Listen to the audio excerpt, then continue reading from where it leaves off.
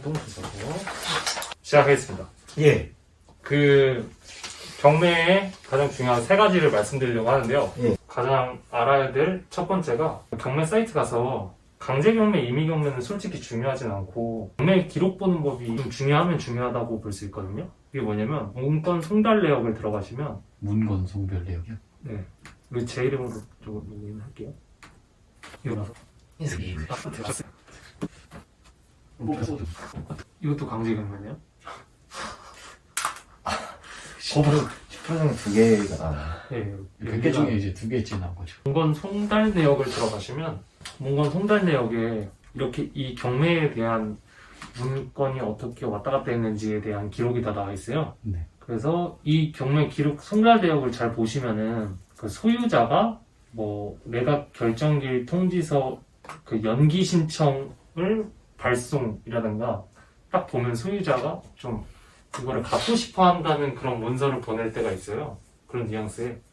그래서 그걸 보시면은 이 경매가 좀 취소가 될 수도 있고 좀 이 경매를 낙찰 받더라도 다른 방법으로 이게 낙찰을 못 받게 그렇게 할 수 있는 가능성이 커요. 그래서 이 캔슬될 가능성이 커지는군요. 네, 지분을 갖고 있으면 네. 그러면은 그 사람한테 우선권이 넘어가거든요. 그 경매 낙찰된 금액만큼. 네.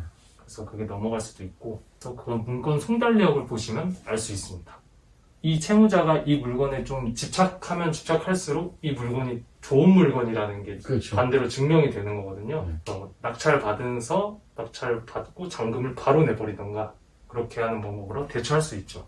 여기서는 지금 채무자가 그냥 받고만 있거든요. 네. 우편 같은 거를 발송해서 받기만 했고 딱히 이렇게 네, 딱히 신경 원하지는 않아 보여요. 이게 뭐 어떻게 되든 신경 쓰지 않는 그런 거고요. 예, 그래서 문건 송달 내역을 보고 그런 내용이 있으면은 좀 괜찮은 물건이다, 욕심을 낼 만하다라고 생각하실 수 있고요. 그리고 두 번째는 등기부 등본의 그 말소기준 권리 찾는 법이거든요. 네. 그게 상당히 갑자기 관심 보이시네요. 말소기준 권리 찾는 게 그 제일 중요하거든요. 예. 돈을 내야 되니까 여기 교재 예시가 나와 있어서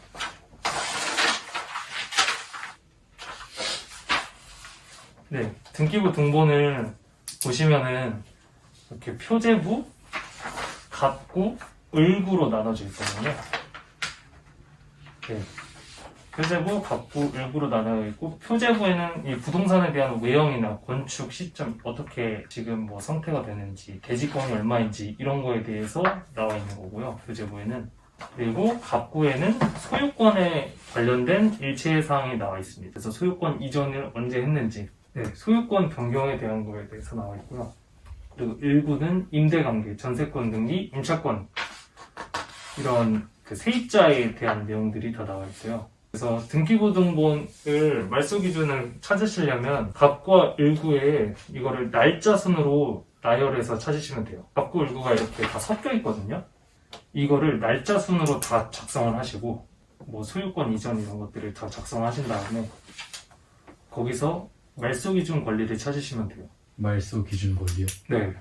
말소 기준 권리라고 하면은 그 말소 기준 권리가 이 경매를 신청한 은행이 언제 처음 빌려준 시점이 말소 기준 권리예요. 은행이 대출을 처음 해준지. 네. 처음 해준 날 2002년 3월 3일 날 은행이 대출을 해줘서 이 소유자가 들어갔으면 이걸 받고 들어갔고 2020년 4월에 이게 은행이 경매를 신청해주세요 해서 경매를 넘어갔으면 말소기준 권리는 2002년 3월 3일부터예요.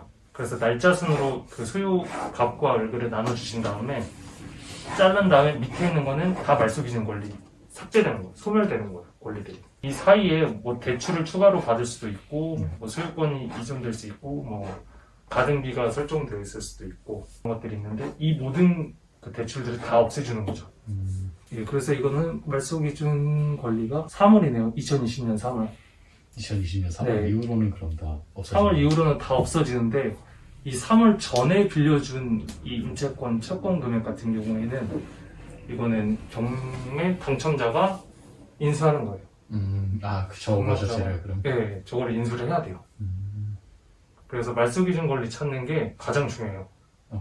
그 전에 있었던 일에 대해서 집중을 좀 많이 해봐야겠네요. 네. 이 말소기준 권리 그 전 거를 히스토리. 네. 그러니까 2002년 3월에 빌려줬잖아요, 은행이. 근데 뭐 2001년에 뭐 다른 은행에서 또 5천만 원 대출을 받았다.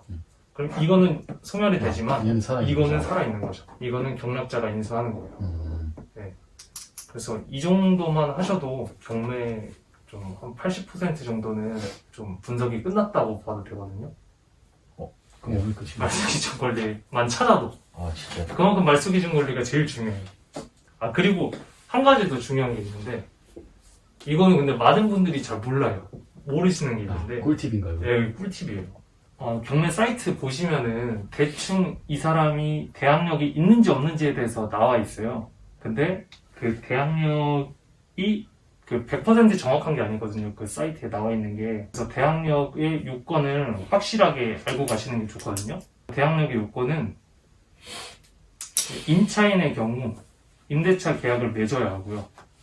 그리고 주택을 인도를 받아야 되고 그리고 주민등록 요건을 모두 갖춰야지 그 순간 대학력이 생기는 거예요.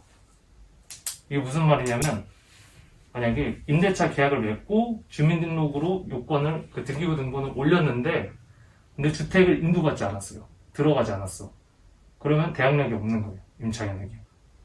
대학력이 없다는 거는 이 사람에게 보증금을 주지 않아도 되는 거죠. 만약에 은행이 대출이 2002년 3월에 은행이 대출을 해줬어요. 그 세입자가 2001년 3월에 보증금을 내고 월세로 들어갔다고 하면은 그러면 이거는 말소기준 권리지만 이 사람에게는 이거는 경락자가 인수를 해야 되는 거거든요. 대학력이 확실하게 있는지 없는지는 이 세 가지 요건이 갖춰져야만 대학력이 생기는 거예요. 예, 그래서 이 세 가지 요건이 되게 중요해요. 그리고 전입한 다음날 오전 0시부터 대학력이 생겨요. 이 사람이 만약에 3월 3일날 들어갔다고 하면은 대학력은 3월 4일부터 생기는 거예요. 이런 사이트 보시면 3월 3일날 뭐 들어갔다고 나와 있고 그 은행 대출도 3월 4일로 되어 있을 때 대학력 있음이라고 되는 경우가 간혹가다 있거든요. 대학력 있음으로 되는 경우가 간혹가다 있는데 이런 경우에는 대학력이 없는 거라서 그래서 좀 유리하게 경락을 할 수 있죠. 다른 사람들도 좀 잘 안 들어가려고 하니까 대학력이 있다고 하면은 좀 저렴하게 받을 수가 있죠.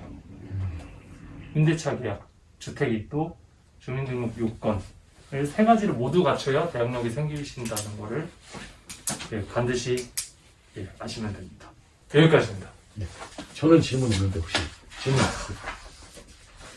저도 순간순간 질문을 많이 해가지고. 영광이었습니다.